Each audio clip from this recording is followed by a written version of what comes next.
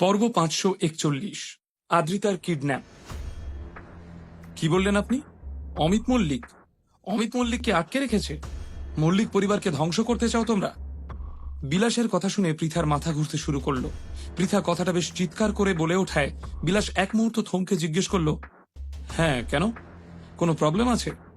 সে বুঝতেই পারছিল না কথাটা শুনে পৃথা এত চমকে উঠেছে কেন। এদিকে পৃথা স্তম্ভিত মুখে কপাল চাপড়ে উঠল। বিলাসের উত্তর শুনে ও যেন নির্বাক হয়ে গিয়েছিল। কিভাবে ব্যাপারটা বোঝাবে ভেবে না পেয়ে খানিকক্ষণ চুপ করে থাকলো ও। কিছুক্ষণ পর বলল, বিলাস, অমলতাস বিল্ডিং এই থাকো, কোথাও যাবে না, আমি এক্ষুনি আসছি। এদিকে পৃথাকে এত উত্তেজিত হয়ে উঠতে দেখে নিখিলও জিজ্ঞেস করলো, কি হয়েছে বলতো? নিখিলের মনে হচ্ছিল এখনো অর্জুনের ব্যাপারটারই মিটমাট হলো না, তার মধ্যে আবার কি নতুন বিপদ এলো। পৃথা কোন রকমে ওকে সংক্ষেপে বলল, প্রিয়াঙ্কা মল্লিকের ভাই অমিত মল্লিক কিছু একটা ভুলভাল কাজ করেছে, তার জন্য নীল স্যারের লোকেরা ওকে ধরে বন্দি করে রেখেছে, আর এবার তার পুরো মল্লিক পরিবারকেই ধ্বংস করে দেবে বলছে। নিখিল শুনে চমকে উঠে বলল, মানেটা কি? এ তো দেখছি একটার পর একটা উটকো বিপদ হয়েই চলেছে। এদিকে পৃথার কথাটা শুনে নিখিলও অবাক মুখে পৃথার দিকে তাকিয়েছিল, যেন পুরো ব্যাপারটা জানতে চাইছিল। কিন্তু পৃথা শান্ত গলায় বলল, এই ব্যাপারটা আমার উপর ছেড়ে দে নিখিল, তুই অর্জুনের সঙ্গে হাসপাতালেই থাক। বলেই ব্যাগটা তুলে পৃথা কারো একটা নাম্বার ডায়াল করতে করতে সোজা কেবিনের দরজার দিকে এগিয়ে গেল। অন্যদিকে কলকাতা সিটি হসপিটালে চিত্রা আদ্রিতার কাছে বসে কমলা লেবু খাচ্ছিল। আদ্রিতার আজ 2 দিন হলো জ্ঞান ফিরেছে, কিন্তু মুখ দিয়ে একটা শব্দও বেরোয়নি। ডাক্তারও কিছু বলতে পারছিলেন না, কিন্তু এক অচেনা ব্যক্তি এসে আদ্রিতাকে সুস্থ করার উপায় বলে গিয়েছিল। আদ্রিতার স্বামী নীল সেই উপায় খুঁজতেই ব্যস্ত, কিন্তু চিত্রা এসবের কিছুই জানত না। আদ্রিতা কোনো কথা বলছিল না বলে চিত্রা বিজন বোসকেও হাসপাতালে আসতে বারণ করে দিয়েছিল। সে চাইছিল না বোস পরিবারের কেউ আদ্রিতাকে এই অবস্থায় দেখুক। তাই চিত্রা বিজনকে বলেছিল আদ্রিতা পুরোপুরিভাবে ঠিক হয়ে গেলে ও আদ্রিতাকে বোস পরিবারের সঙ্গে দেখা করাতে নিয়ে আসবে। ততদিন ব্যাপারটা সারপ্রাইজই থাক। চিত্রা বসে এইসবই ভাবছিল, তখনই হঠাৎ কেবিনের দরজা খুলে 5-6 জন লোক ভেতরে ঢুকে এলো। একজন কড়া গলায় জিজ্ঞেস করলো, এটা কি আদ্রিতার রুম? চিত্রাও কড়া গলায় বলল, আপনারা কারা? এখানে ঢুকলেন কি করে? যান, বেরোন কেবিন থেকে। লোকটা বাঁকা হেসে বলল, এই তো, আপনার তেজ দেখেই বোঝা যাচ্ছে আপনি হলেন চিত্রা আন্টি, তাই তো? বলেই ও নিজের লোকেদের আদ্রিতাকে দেখিয়ে একটা ইশারা করে দিল আর বলল, তোমরা আদ্রিতা ম্যাডামকে নিয়ে এসো। আদেশ শুনেই 2 জন লোক এগিয়ে এসে জোর করে আদ্রিতাকে সেখান থেকে নিয়ে যেতে লাগলো। চিত্রা সঙ্গে সঙ্গে চেঁচামেচি জুড়ে দিল, এই, তোমরা ওকে নিয়ে যাচ্ছ কেন? তোমরা জানো আমি কে? আমি রায়চৌধুরী গ্রুপের সিইও নীল রায়চৌধুরী শাশুড়ি। আমার জামাইকে কল করে ডাকবো এখানে? ও এলে কিন্তু তোমাদের মেরে হাড়গোড় ভেঙে দেবে। তাই চুপচাপ নীল আসার আগে এখান থেকে পালাও, যাও বলছি। বলেই আদ্রিতাকে নিয়ে যাওয়া একটা লোককে ধরে চিত্রা সোজা এক ধাক্কা দিল। আদ্রিতার সামনে ঢালের মতো। Welcome to premium story. অনেকেই আমাকে চেনেন, দীর্ঘদিন যাবৎ আমি ইউটিউবে ভিডিও দিয়েছি। বারবার চ্যানেল ডিলিট হয়ে যাওয়ার কারণে এখন আমি ফেসবুকে শিফট করেছি। যদি আপনারা ইউটিউব থেকে ভিডিওটা দেখে থাকেন তাহলে বুঝে নেবেন কেউ ফেসবুকে আমার থেকে কপি করে ইউটিউবে আপলোড করছে। সরাসরি ফেসবুক থেকে বস দুনিয়া যার বসে এই সিরিজের সকল পর্ব দেখতে ফেসবুকে গিয়ে টাইপ করুন premium_story/fb। এর স্পেলিং আমি থাম্বনেইলে দিয়ে দিয়েছি। প্রিমিয়াম স্টোরি পেজটি ফলো করুন, তাহলে ভিডিও ছাড়ার সাথে সাথে আপনি পেয়ে যাবেন।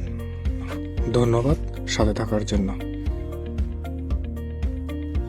এসে দাঁড়িয়ে ওকে রক্ষা করার চেষ্টা করতে লাগলো। প্রথম লোকটা ওর শাগরেদদের আবার কঠিন গলায় বলল, বেশ, উনি বাধা দিতে এলে ওনাকেও নিয়ে চলো, আর নয়তো এক ঘায়ে এই কেবিনেই শুইয়ে দাও, যাতে চোখে সর্ষে ফুল দেখে। বলেই সে চিত্রার সঙ্গে তর্কাতর্কিতে সময় নষ্ট না করে চুপচাপ বেরিয়ে গেল কেবিন থেকে। চিত্রা এদিকে রাগে ফুঁসে উঠে বলতে লাগলো, ছেড়ে দাও আমাদের, যেতে দাও, নইলে তোমাদের মেরে অবস্থা খারাপ করে দেবো আমি, বাড়ির লোকেরাও চিনতে পারবে না তোমাদের। চিত্রা ওজনে বেশ ভারী হওয়ায় লোকগুলোর সঙ্গে প্রাণপণ লড়াই করার চেষ্টা করছিল, কিন্তু শেষ রক্ষা হলো না। একটা লোক কায়দা করে চিত্রাকে বেহুশ করে দিতেই সে মাটিতে লুটিয়ে পড়ল। অন্যদিকে কলকাতার অমলতাস বিল্ডিং এ অমিত মল্লিককে দড়ি দিয়ে বেঁধে রাখা হয়েছিল। মুখে কাপড় চুষে রাখা হয়েছিল যাতে ও চেঁচামেচি না করতে পারে। নড়াচড়া করারও ক্ষমতা ছিল না ওর, কিন্তু তাও মুখ দিয়ে উ করে আওয়াজ করার চেষ্টা করছিল, আর হাত পা খোলারও প্রাণপণ চেষ্টা করছিল। গুটি সেটা দেখে ওর কাঁধে চাপড় মেরে ক্রুর মুখে বলল, বৃথা শক্তি ক্ষয় করে কোনো লাভ নেই, এই দড়িটা বিশেষ উপাদান দিয়ে তৈরি, দেখতে পাতলা কিন্তু 200 কিলো অব্দি ওজন টানতে পারে। বিলেও বলল, রাস্তায় তো খুব হুঙ্কার ছাড়ছিলে, ঔদ্ধত্য দেখাচ্ছিলে, তাহলে এখানে ভেজা বেড়ালের মতো বসে আছো কেন এখন? মল্লার এগিয়ে এসে অমিতের দিকে ঝুঁকে বলল, তোমার ভাগ্য ভালো যে আমরা মিস্টার নীলকে কোনো বিপদে ফেলতে চাইনি বলে তোমাকে এখানে এনে রেখেছি, নইলে রাস্তাতেই তোমাকে টুকরো করে কেটে কুকুর বিড়ালকে খাইয়ে দিতাম। এই কথাটা শুনে অমিতের মুখ ফ্যাকাশে হয়ে গেল। ও বুঝলো যে এই লোকগুলোর সঙ্গে পাঙ্গা নিয়ে ও খুব ভুল করেছে। আসলে ও জানতো দোষটা ওরই, কিন্তু ভীম টুডু বা বাকিরা কেউ আর ওকে ওর ভুলটা স্বীকার করার বা কিছু বলার সুযোগই দিচ্ছিল না। মুখটাই বন্ধ করে রাখা হয়েছিল ওর। তাই ভীমদের কাছে বেচারা যে দয়া ভিক্ষে করবে সেটারও উপায় ছিল না। এদিকে ভীম অস্থির মুখে বলে উঠল, যাকে আমরা খবরটা দিলাম সে কখন আসবে? আমার কিন্তু এবার ধৈর্য হারিয়ে যাচ্ছে, আর গ্যারান্টি দিতে পারছি না যে এই ছেলেটা জ্যান্ত থাকবে। কথাটা বলেই পকেট থেকে ও একটা ছোট ছুরি বের করলো আর চোখ বন্ধ করে সোফার এক কোণে সোজা গেঁথে দিল।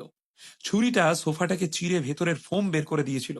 ঠিক 3 সেন্টিমিটার দূরে থাকা সোফার অবস্থা দেখে আর ভীমের অব্যর্থ নিশানা দেখে অমিতের ভয়ে গলা শুকিয়ে গেল।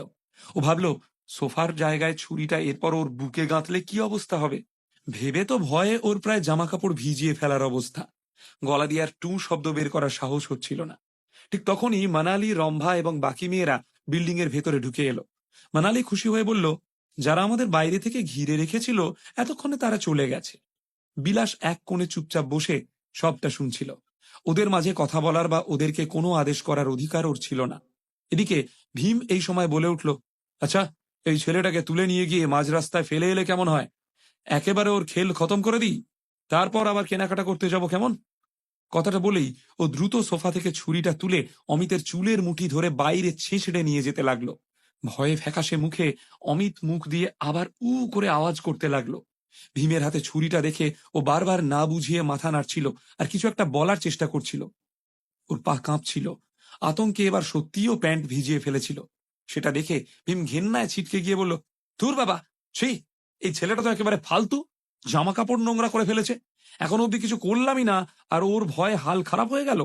এই দেখ তো, কেউ জামা কাপড় ভেজার সঙ্গে কি হলুদও হয়ে গেছে নাকি? এইবার বিলাস এগিয়ে এসে বলল, আচ্ছা, অনুমতি থাকলে আমি কিছু বলতে পারি? বিলাস কিন্তু ডিভাইন ল্যান্ডের লোকেদের ভয় পেত না, কিন্তু ওরা নীলের বন্ধু আর নীল বিশেষভাবে ওকে ওদের খেয়াল রাখতে বলেছিল। তাই ও খুব সম্মান দিয়েই ভীমদের সঙ্গে নম্রভাবে কথা বলছিল। ওনার কথা শুনে গুটি শান্ত গলায় ওর কাঁধে হাত রেখে বলল, হ্যাঁ নিশ্চয়ই, বলুন না কি বলবেন। বিলাস ভাই সাহস করে এবার শান্ত গলায় বলল, এখানে সাধারণ লোকদের কেউ ক্ষতি করতে পারে না, করলে এম্পায়ার ওদেরকে শাস্তি দেয়। তাই আপনারা যদি ওকে মেরে দেন তাহলে মিস্টার নীলের জন্য সেটা অনেক সমস্যা সৃষ্টি করতে পারে। বিলে শুনে বিরক্ত মুখে উত্তর দিল, এসব আবার কি? এখানকার নিয়ম তো একেবারে ফালতু দেখছি। আমাদের ওখানে এসব কিছু হয় না। ভীম টুডুর নাম বলাটাই সব বিপদ কাটানোর পক্ষে যথেষ্ট। কোনো বাচ্চাকে মেরে দিলেও সমস্যা হয় না। আর শুধু মারাই নয়, বাচ্চাটাকে মেরে তার লাশ টুকরো টুকরো করে কেটে যদি গ্রামের কুকুরদের খাইয়েও দিই তাহলেও আমাদের কেউ কিচ্ছু বলতে পারবে না।